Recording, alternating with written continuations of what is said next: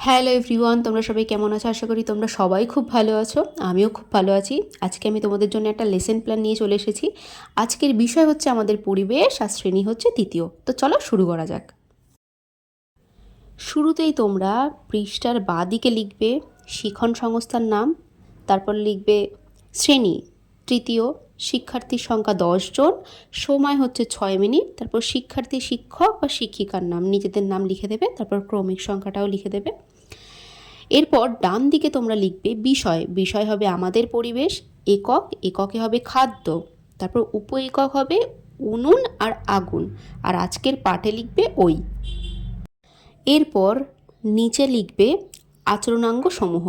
এটা হবে হেডিং। এরপরে এর কয়েকটা পয়েন্ট থাকবে, 4টে।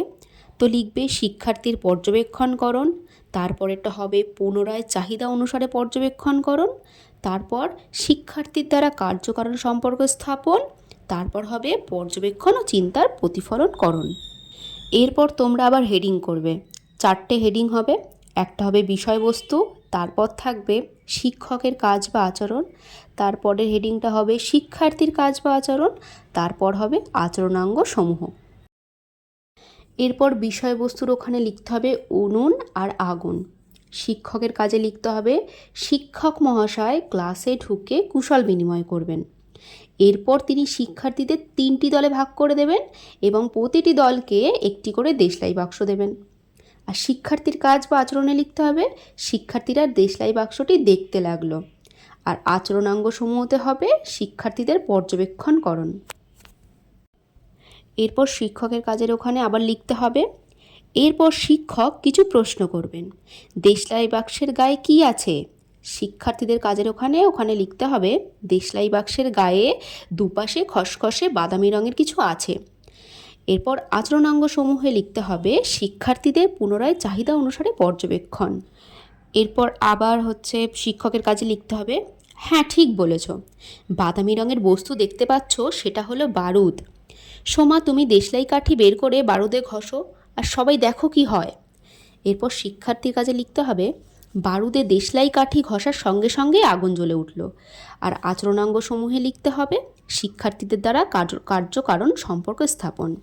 আমি পুরোটা দেখাচ্ছি, পারলে স্ক্রিনশট মেরে নিতে পারো।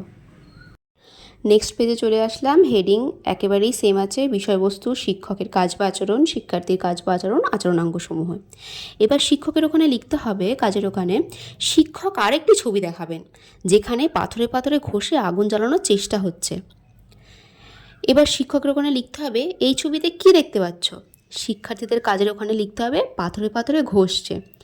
আচরণাঙ্গ সমূহতে লিখতে হবে শিক্ষার্থীদের দ্বারা পর্যবেক্ষণ। তারপর আবার শিক্ষকের কাজের ওখানে হবে এই দেখো আমার হাতে এটা কি? শিক্ষার্থীরা বলবে পাথর। শিক্ষকের ওখানে আবার লিখতে হবে একদম ঠিক, এই পাথর ঘষেই মানুষ প্রথম আগুন জ্বালিয়েছিল। আবার শিক্ষার্থীর কাজের ওখানে লিখতে হবে শিক্ষার্থীরা দেখবে আর পাথরের টুকরো নিয়ে ঘষবে।